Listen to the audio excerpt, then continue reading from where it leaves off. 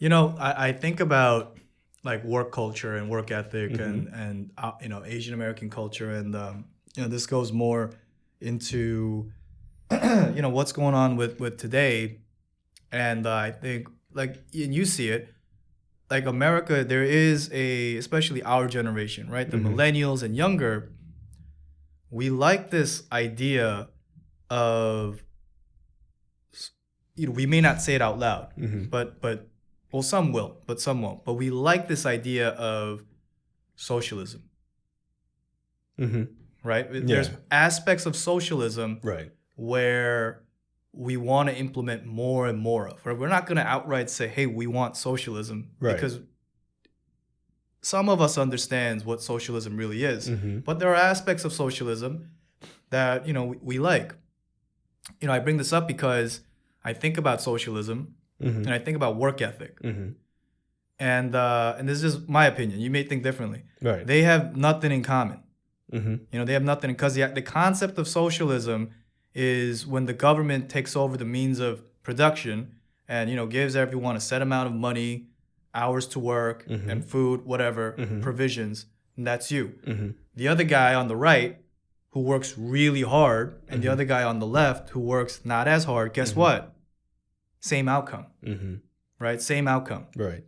And the reason for the push for a lot of these socialistic ideas and concepts, it's to level the playing field. I know where it comes from, Mhm. right? It comes from a good place, right? Mm-hmm. When our generation says, "Hey, we're gonna tax the rich," or we want to tax the rich, the ultra wealthy. Right. We want to lift up the poor, right? We want to make sure that all these dollars that go to military spending and all these different things, Mm-hmm. it gets redistributed to the lower class, the middle class, Right. and all these ideas, right? This is what I think. All these ideas, they're good. I don't want to say they're good ideas, but they come from a good place. Mm-hmm. So I never discredit people that say that, right? I may think they may have not really thought it through, Right. like how it's going to actually look if you try to implement these things, but it comes from a good place, Right. right? Now the biggest problem is with socialism, Mhm. right? That I see, and that I can absolutely feel because we're Asian, because we're Asian American, we come from this culture. Is if you give no incentive to the guy who makes 50,000 Mm-hmm. and another guy who makes 50,000, Mm-hmm. there's no like they can produce more or less, they'll still make 50,000 a year, Right. right? How productive will that business be under socialism? Mm-hmm. I don't think it will be that productive. And to your point, personally, I don't. You see where I'm getting Yeah. with the work ethic Yeah. part, right? Like Right. my whole idea of like work ethic is, and the reason why I see this, just maybe a lot of Asian Americans are against it, Mhm. or they see it more clearly, Mhm. is because we see Asian Americans working really hard, and we Yeah. see non-Asian Americans don't work as hard. And the idea of, hey, if we all put everyone in the same box and you're all making the same amount of money for it doesn't matter how much or less you work, Mm-hmm. that doesn't sit well with a lot of people. Not just Asian Americans, but a lot of Americans in general. Right. But our generation, right, our millennial generation, Mm-hmm. we're sort of pushing more towards aspects of socialism, more towards that kind of outcome. Right. So what do you think? I think so one of the reasons why I think millennials, particularly people our age, were kind of pushing for that agenda is because I forget what report I read this in. This was like a long time ago, but it's like millennials are like the most burdened generation financially and just in every other way. And when you see like such a gap in terms of like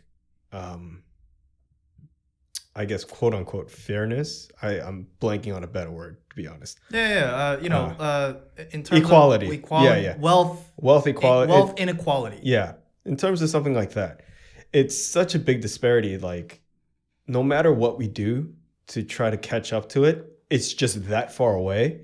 And the people who are like at the top of the game, when you're at the top, you control the game. Right. They control it so well that it's not gonna be an easy way to catch up. When you say they control, who's they? Who are you talking about? Talking about like the financial elites, hedge fund owners, CEOs. People like that. People who basically make any kind of regulation or law, whether it be government or corporate. So top corporations, lawmakers. Top people. Right, top brass in America. Exactly.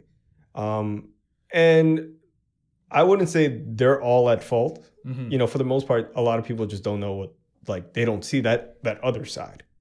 The elite aren't at fault. Some aren't. Some aren't, right? Because they never experience what it's like. Right. They don't understand what it's like. And for them, it's just like, for some of them, it's just like, well, it was just this easy for me to get up this way. How come you can't do it?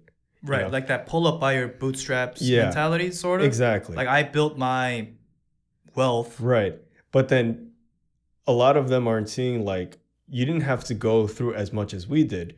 You also don't have to pay as much as we have to, Right. Like in terms of just financials. Like you're talking about generation gap. Yeah, exactly. Like our older generation versus our generation, millennials. Mm-hmm. We have different burdens, like you said, financially and et cetera. Yeah. Just talking about just money on its own strictly. Right. People our age had to pay for college a lot more than the older generation, Right. And not only that, like in terms of wage, people back then, they were getting paid an equal amount to what the economy was. Whereas, we're talking about the minimum wage now, in New York, it's $15. Mm-hmm. But $15 an hour, you really think that's going to work? I don't think so. Well, $15 an hour, after tax and all the other bullshit. Well, you're not going to live dirt fucking poor, but you can live. You can live. You can live. But you're not really. You're not saving nothing. Yeah, exactly. That's what you're saying too. You're not saving anything. You're basically just kind of getting by on life. Okay. And that's not something that I would want for anybody. But also, it doesn't give people the time to grow and like try to look for other opportunities, Right. Because you're exchanging time for money. Yeah. When you're doing that and you have bills to pay, it's just like, when do you have time to try to grow, outside of on your own? So wealth inequality. Mm-hmm. Wealth inequality, when we talk about, like socialism, right? Right.